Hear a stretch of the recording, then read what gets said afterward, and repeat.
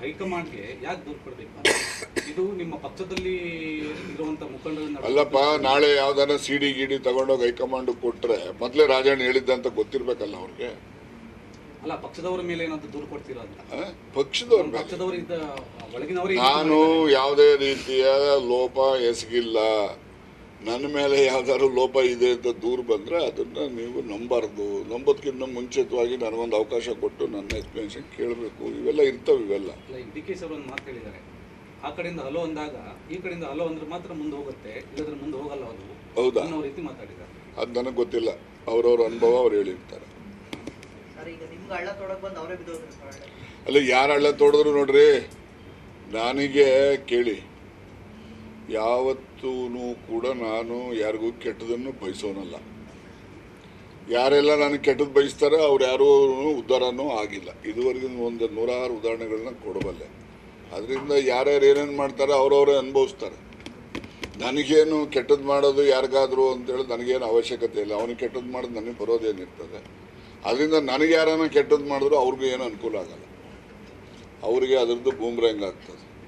ಇದು ನನ್ನ ನಂಬಿಕೆ ಇರೋದು. ಅಲ್ಲ, ನಿಮ್ಮ ಬೇಡಿಕೆ ಏನು ಸರ್? ಒತ್ತಾಯ ಅಂದರೆ ಹೈಕೋರ್ಟ್ ಏನಿಲ್ಲ ರೀ, ಯಾರಿಗಾದ್ರೂ ಕೊಟ್ಟು ಮಾಡಿಸ್ಲಿ. ಯಾರೆಲ್ಲ ಸೇರಿದ್ದಾರೆ ಇದು ನಮಗೆ ಆದಂಥ ರೀತಿ ಬೇರೆಯವ್ರಿಗೆ ಆಗಬಾರ್ದು. ಮುಂದೆ ಸಾರ್ವಜನಿಕ ಜೀವನದಲ್ಲಿ ಈಗ ನಾವೆಲ್ಲ ಇಲ್ಲಿಗೆ ಬೆಳಿಬೇಕು ಅಂತೇಳಿ ನಾವು ಏಕ್ದಮ್ ಬೆಳೆದು ಬಂದಿಲ್ಲ. ಯಾವುದೇ ರಾಜಕೀಯ ಹಿನ್ನೆಲೆ ಇಲ್ಲದೇ ನಾವಿವತ್ತು ಜನರು ವಿಶ್ವಾಸ ಗಳಿಸ್ಬೇಕು ಅಂದರೆ ನಾವು ಜನಪರವಾಗಿ ಹೋರಾಟ ಮಾಡಿದ ಹಿನ್ನೆಲೆಯಲ್ಲಿ ಜನ ನಮ್ಮನ್ನು ಇಲ್ಲಿನವರೆಗೂ ಬೆಳೆಸಿದ್ದಾರೆ. ಆ ರೀತಿ ನಾವು ಬೆಳೆದ ಮೇಲೆ ನಮ್ಮನ್ನು ಈ ರೀತಿಯಲ್ಲಿ ತೇಜೋವಧೆ ಮಾಡ್ತಕ್ಕಂಥ ಪ್ರಯತ್ನ ಮಾಡ್ತಾರಲ್ಲ, ಅದು ಯಾರಿಗೂ ಕೂಡ ಭೂಷಣ ಬರೋದಿಲ್ಲ ಅಂತ ಅಷ್ಟೆ.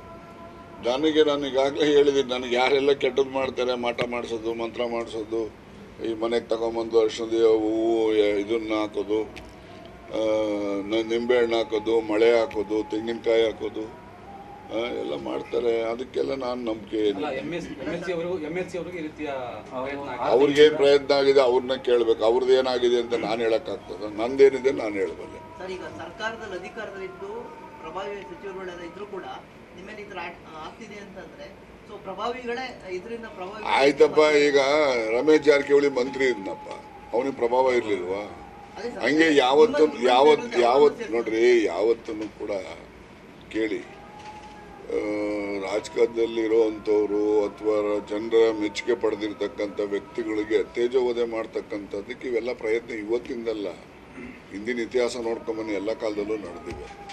ಅದೇನು ಹೊಸದೇನಲ್ಲ. ಆದರೆ ನನ್ನ ಆಗ್ರಹ ಏನಪ್ಪ ಅಂದರೆ, ಯಾರು ಇದರಲ್ಲಿ ಇನ್ವಾಲ್ವ್ ಆಗ್ತಾರೆ, ಯಾರೇ ಇರಲಿ, ನಾನೇ ಆಗಲಿ, ಇನ್ನೊಬ್ಬನೇ ಆಗಲಿ, ಯಾರೇ ಆಗಲಿ, ಯಾರಿದರಲ್ಲಿ ಭಾಗಿಯಾಗ್ತಾರೆ ಅವ್ರಿಗೆ ಪತ್ತೆ ಮಾಡ್ತಕ್ಕಂಥದ್ದು.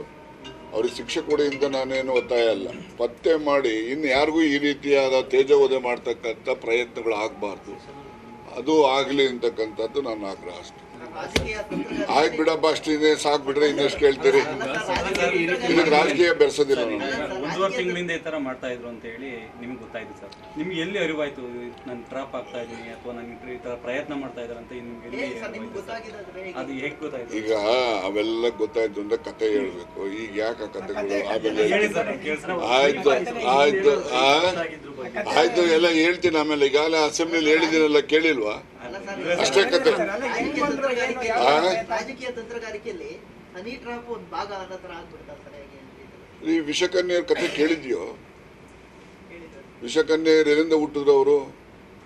ಮಾನವ ಜನ್ಮ ಬರ್ತಿದ್ದಂಗೆ ಭೂಮಿ ಮೇಲೆ ವಿಷಕನ್ಯರ ಜೊತೆ ಬೆಳ್ಕೊಂಬಂದಿದ್ದಾರೆ. ಏನಕ್ಕೆ ಬಳಸಿದ್ರು ಅವ್ರನ್ನೆಲ್ಲ? ಯಾವ್ಯಾವ ಕಾಲದಲ್ಲಿ ಯಾವ್ಯಾವ ಥರಕ್ಕೆ ಬಳಸಿದ್ದಾರೆ. ಹಂಗೆ ಈ ರೀತಿಯ ಅಧಿಕಾರದ ಆಸೆಗೆ ಅಥವಾ ಇನ್ನೊಬ್ಬನ ಯಾವನೋ ಒಬ್ಬನ್ನ ಮುಗಿಸ್ಲಿಕ್ಕೆ ಇವೆಲ್ಲ ಇರೋದು ಎಲ್ಲ ಇತಿಹಾಸದಲ್ಲೇ ಬಂದ್ಬಿಟ್ಟಿದೆ. ಅದೇನು ಹೊಸದಾಗಿ ಬಂದಿಲ್ಲ ಇದು. ಅವಾಗೆಲ್ಲ ವಿಷಕನ್ಯರು ಇರ್ತಾ ಇದ್ರು, ಈಗಲೂ ಅದೇ ರೀತಿ ನಡೆಸ್ತಿರ್ತಾರೆ, ನಡೆಸಬಹುದು. ಶೀಘ್ರದಲ್ಲೇ ಕಾಂಗ್ರೆಸ್ ಅಂದ್ರೆ ನೀವೆಲ್ಲರೂ ಸೇರಿ ಹೈಕಮಾಂಡ್ ಭೇಟಿ ನೀಡಿ ಮತ್ತೊಮ್ಮೆ ಇದನ್ನು ದೂರು ಕೊಡ್ತೀರಾ? ನೋಡಪ್ಪ, ಇದೆಲ್ಲ ನಾನು ಈಗಾಗಲೇ ಹೇಳಿದ್ದೀನಿ. ಸತೀಶ್ ಅವರು ಕೂಡ ಅವರು ಬೆಳಗಾಂಗೆ ಹೋಗಿದ್ದಾರೆ, ಅವರು ಒಂದು ಸ್ಟೇಟ್ಮೆಂಟು ಕೂಡ ಮಾಡಿದ್ದಾರೆ. ಇದ್ರ ಬಗ್ಗೆ ನಾವು ಬೇರೆ ಬೇರೆ ರೀತಿಯಲ್ಲಿ ನಾವು ಸಂಬಂಧಪಟ್ಟವ್ರಿಗೆಲ್ಲ ಕೂಡ ನಾವು ಮಾತಾಡಬೇಕು ಅಂತ ಹೇಳಿದ್ದಾರೆ. ಅವರು ಸೋಮವಾರ ಮಂಗಳವಾರ ಬರ್ತಾರೆ, ಬುಧವಾರ ಗುರುವಾರ ಕ್ಯಾಬಿನೆಟ್ ಇರ್ತದೆ, ಬರ್ತಾರೆ. ಆ ದಿವಸ ನಾವು ಮತ್ತು ಸಮಾನ ಮನಸ್ಕರು ಏನಿದ್ದೀವಿ ನಾವೆಲ್ಲ ಸೇರಿ ನಾವು ಅದ್ರ ಬಗ್ಗೆ ಒಂದು ಅಂತಿಮವಾದಂಥ ನಿರ್ಣಯವನ್ನು ಮಾಡ್ತೇವೆ. ಸಚಿವರಿಗೆ ಹನಿ ಟ್ರ್ಯಾಪ್ ಮಾಡುವಂಥ ಸಂಚು ರೂಪಿಸ್ತಾರೆ ಅಂದರೆ ಸೊ ಇಂಟೆಲಿಜೆನ್ಸ್ ಏನು ಮಾಡ್ತಾರೆ ಸರ್, ಅದು ಫೇಲ್ಯೂರ್ ಅಲ್ಲ ಸರ್? ಫೇಲ್ಯೂರ್ ಅಂತ ನಾನು ಹೇಳೋದಿಲ್ಲ. ಏನು ಇಂಟೆಲಿಜೆನ್ಸ್ನವರು ಏನು ಆಕಾಶದಿಂದ ಬಂದು ಇಳಿದಿರ್ತಾರೆ ಅಂದರೆ ಅವರು ನಮ್ಮಂಗೆ ಅಲ್ವೇನ್ರಿ, ಮನುಷ್ಯ ಅಲ್ವೇನ್ರಿ? ಸಣ್ಣ ಮಾಹಿತಿನಾದರೂ ಯಾರಿಗೆ? ಇಂಟೆಲಿಜೆನ್ಸ್ನವ್ರಿಗೆ. ಈಗ ದೇಶದಲ್ಲಿ ಪುಲ್ವಾಮಾ ಬ್ಲಾಸ್ಟ್ ಮಾಡಿದ್ರಪ್ಪ, ದೇಶದ ಇಂಟೆಲಿಜೆನ್ಸ್ಗಿನ್ನ ನಮ್ಮ ರಾಜ್ಯದ ಇಂಟೆಲಿಜೆನ್ಸ್ ಹೆಂಗಿದೆ, ಮತ್ತು ಅವ್ರಿಗೆ ಯಾಕೆ ಗೊತ್ತಾಗಲಿಲ್ಲ? ಹಂಗೆ ಅಲ್ಲಿ ಇಲ್ಲಿ ಒಂದೊಂದು ಲೋಪಗಳು ಇರ್ತವೆ, ಅದನ್ನು ನಾವು ಲೋಪ ಅಂತ ಹೇಳೋಕ್ಕಾಗೋದಿಲ್ಲ. ಅದು ಯಾರು ಕಲ್ಪ್ರಿಟ್ಸ್ ಇರ್ತಾರಲ್ಲ ಅವರು ಈ ಬೇರೆ ಎಲ್ಲ ಬುದ್ಧಿವಂತರಿಗಿನ್ನ ದೊಡ್ಡ ಬುದ್ಧಿವಂತರು ಇರ್ತಾರೆ. ಅದರಿಂದ ಯಾರಿಗೆ ಹೆಂಗೆ ತಪ್ಪಿಸ್ಕೋಬೇಕು ಅಂತಲೂ ಗೊತ್ತಿರ್ತದೆ. ಅದ್ರ ಬಗ್ಗೆ ಹೆಚ್ಚು ಚರ್ಚೆ ಮಾಡೋದು ಬೇಡ. ಇನ್ನು ಯಾರಿಗೂ ಆ ರೀತಿ ಹನಿ ಟ್ರ್ಯಾಪ್ ಮಾಡುವಂತ ಸಾಧ್ಯತೆ ಇದೆ ಸರ್. ಇನ್ನು ಇದ್ರ ಜೊತೆ ಲಿಸ್ಟಲ್ಲಿ ಇಬ್ಬರು ಏನು ಪೇಪರಲ್ಲಿ ಅಥವಾ ಮೀಡಿಯಾದಲ್ಲಿ ನೋಟಿಫೈ ಮಾಡ್ತಾರಾ ನಾವು ಇಂತಿಂಥವ್ರಿಗೆ ಮಾಡ್ತೀವಿ ಅಂತ ಅಲ್ಲ ಸರ್, ಹೇಳಿ? ನಿಮ್ ಜೊತೆ ಇಬ್ರು ಬೆಂಗಳೂರು ಸಚಿವರು ಇದ್ದಾರೆ ಅಂತ ಇದೆ ಸರ್. ಅದು ಯಾರು ಏನು ಅಂತ ಏನು ನಂಬರು? 48 ಈಗ ಹಾಸನಲ್ಲಿ ಎಷ್ಟು ಲಕ್ಷ ಪೆನ್ ಡ್ರೈವ್ಗಳು ಹಂಚಿದ್ರಿ ಅಲ್ಲಿ? ಯಾವಾಗನೋ ಈಗ ಕುಮಾರಸ್ವಾಮಿ ಪೆನ್ ಡ್ರೈವ್ ತೋರಿಸ್ಲಿಲ್ವೇನ್ರಿ? ಇದು ಅದರಲ್ಲೇ ಇರ್ಬೋದು, ಇಲ್ಲದೆ ಇರ್ಬೋದು. ಹಂಗೆ ಈ ಪೆನ್ ಡ್ರೈವ್ಗಳದ್ದು ಅವಾಂತರ ಇದೆಯಲ್ಲ, ಇದನ್ನು ಒಳ್ಳೇದಕ್ಕೂ ಉಪಯೋಗಿಸೋದಿದ್ದಾವೆ, ಕೆಟ್ಟದಕ್ಕೂ ಉಪಯೋಗಿಸೋದಿದ್ದಾವೆ. ಆದರೆ ನಾವು ಹೇಳೋದು ಕೆಟ್ಟದಕ್ಕೆ ಉಪಯೋಗ ಯಾರು ಮಾಡಬಾರ್ದು ಅನ್ನೋದು ಅಷ್ಟೇ. Thank you.